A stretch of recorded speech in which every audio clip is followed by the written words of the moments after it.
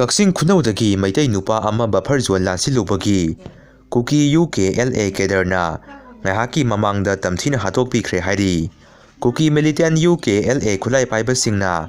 miha thina Hattokpikhraba Mayanglambam Risikanta son of M Tombi Singha Kaksin Khunaw usan makhong Leikaidagi nupa asibu tamthina Henglepki mafam amada makokta nongmaina anirak kaplaga Hattokpikhre hairi nungna amuk thomba horae Phayengdagi Henna sathirasu hairi ngarangdagi nung thaba horakpani Yairipok Bamon Leikai dani Manipurna statehood phangba numita separate administration tanba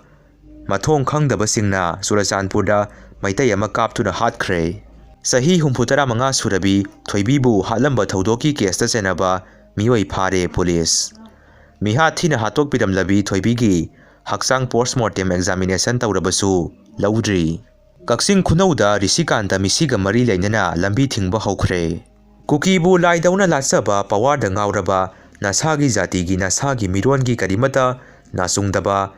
rajniti wala khara buffer zone leite haibi leibaksida lan thori haiba phawba khangdaba santi lawba kangbu imphanda kuki lao haiba kangbu minai kuki ga pundradi hingba ngamjadaba meitei oiba idi sengdaba sing Kukina Meitei ama kaptuna hatkre noi khara haunaraga amukta yengsinbirugadra Kukiga yam punjaningba noidi Kuki marakta chatkhro swaida leibiranu noina ngangbase ururaga taruraga nakhong thudekningi haina arambai tengongi piyaro Robin mangang khairakpamna phongdorokli Risikanta mihat yaningdaba phongdokpo oina khudaktagi Indo Burma Sugunu Road athingba thamkhre